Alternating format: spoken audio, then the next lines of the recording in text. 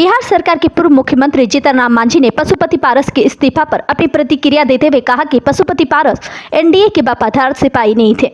वह कभी इधर की बात करते थे तो कभी उधर की बात। इसलिए हम अपने समाज से यही कहेंगे कि एनडीए को सच्चे सिपाही नहीं थे वो। वहीं उन्होंने गैस सीट मिलने पर देश के प्रधानमंत्री नरेंद्र मोदी एवं देश के गृह मंत्री अमित शाह को धन्यवाद देते हुए कहा कि अगर हमें एक भी सीट नहीं मिलता तब भी हम पूरे निष्ठा के साथ भाजपा के साथ रहते। गैस से भगत भूमि न्यूज के लिए मनोज कुमार की रिपोर्ट। उनकी अपनी बात है, वो दो तरह की बात बोल रहे थे। पहले तो वो बोल रहे थे कि हम एनडीए का सिपाही हैं, तो इस माने एक सिपाही अगर है तो सिपाही को जो आदेश होता है पालन करना चाहिए।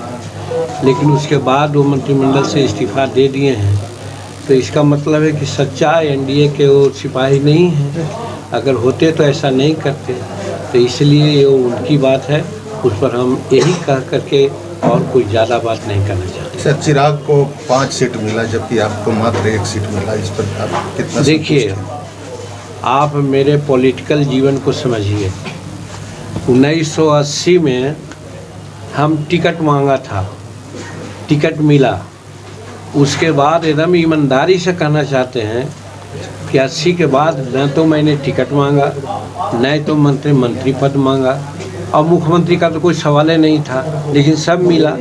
उसी प्रकार से जब नीतीश कुमार जी शर्त रख दीन कि हमारे पार्टी में मर्ज कर जाओ, हमारे सारे रैंक एंड फाइल लोग बताया कि नहीं, मर्ज नहीं करना है। तो ये कन्वे किया, तब उन्होंने कहा कि बाहर जाओ, तो हम बाहर आ गए।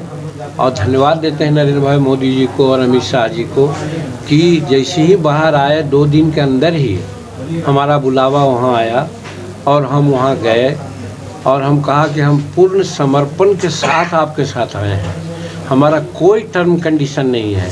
सबसे बड़ी बात यही है कि जितना अहमियत नरेंद्र भाई मोदी जी जीतन मांझी को दिए हैं, देते हैं, जो सब आप लोग जानते हैं।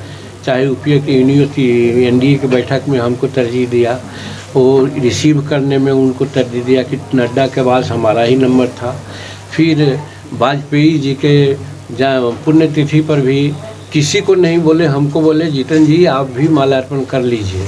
तो ये क्या शो करता है। फिर हमारे प्रति विधानसभा में बिहार में कुछ बातें हुई, हम उसको बुरा नहीं माना, लेकिन हम धन्यवाद देते हैं माननीय नरेंद्र मोदी जी को कि हमारी चर्चा उन्होंने तेलंगाना की मीटिंग में किया, राजस्थान की मीटिंग में किया।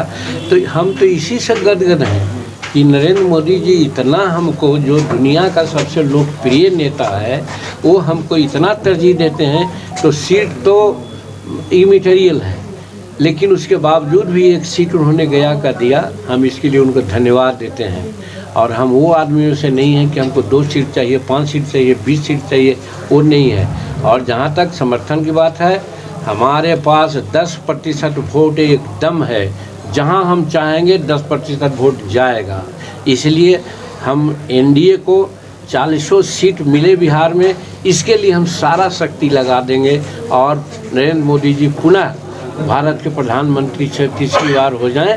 और जो कह रहे हैं कि 400 सीट से ऊपर लाएंगे, उसमें हम उनको तन मन धन से सहयोग करेंगे। कब नॉमिनेशन कर रहे हैं सर आप? नॉमिनेशन अब हमारे सिपा सलार तो भाई संतोष कुमार सुमन जी हैं, जो राष्ट्रीय अध्यक्ष हैं, और राष्ट्रीय अध्यक्ष जिस दिन नियत करेंगे उस दिन नॉमिनेशन करेंगे। वैसे नॉमिनेशन करने के लिए सारी प्रक्रिया के लिए हम तैयार हैं। ठीक।